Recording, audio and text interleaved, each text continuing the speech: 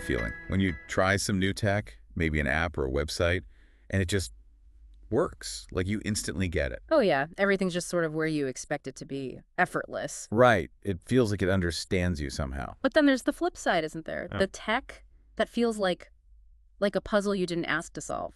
Super frustrating. Totally. And that difference, that ease versus struggle, that's what we're digging into today. We're looking at the psychology behind user interfaces UIs and why some feel so intuitive. Mm-hmm. We've been looking at some excerpts here titled The Psychology of Intuitive User Interfaces. And our goal really is to pull out the main psychological ideas these sources talk about, the things that make a UI feel, well, natural. And it seems like they boil it down to 4 key things based on how our minds tick: clarity, control, emotion, and recognition. Yeah, those are the big 4. Let's start with clarity. The source puts it nicely. Clarity creates calm. Okay, clarity creates calm. What does that mean in practice? Well, think about interfaces that have a lot of white space, or where things are clearly grouped, maybe a strong visual hierarchy telling you what's most important. Like a tidy workspace versus a messy one. Exactly. Notion is the example they give. It can do a lot, but often the design feels quite spacious and directed. When your eyes aren't darting around trying to figure things out, when it's not overwhelming. Your brain relaxes a bit. Right. It lowers the cognitive load. You're not fighting to understand the layout. And that ease isn't just about function. The source says it creates a kind of psychological safety. You feel calmer because it's not making you work hard or feel confused. Okay, that makes sense. So your brain can kind of breathe. What's next? Control. Yeah. Control. And the phrase here is control builds comfort. Comfort. Interesting. How so? This is all about the tech responding predictably to what you intend to do without needing a bunch of extra steps or explanations.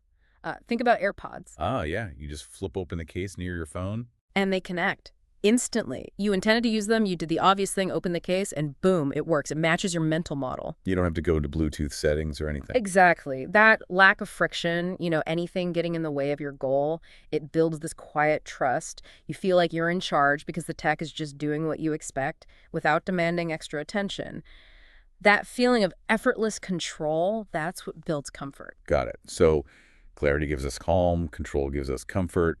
What about emotion? The source says emotion creates memory. Right. This one's about how interfaces that seem to acknowledge us on a more human level tend to stick with us more. It's not just about ticking boxes or finishing tasks. Like it feels less robotic. Yeah, exactly. The sources point to small things like maybe the emoji reactions you can use in Slack or, in Duolingo, how it gives you those little encouraging messages or celebrations. Oh, yeah. The little animations when you hit your goal. Well, precisely.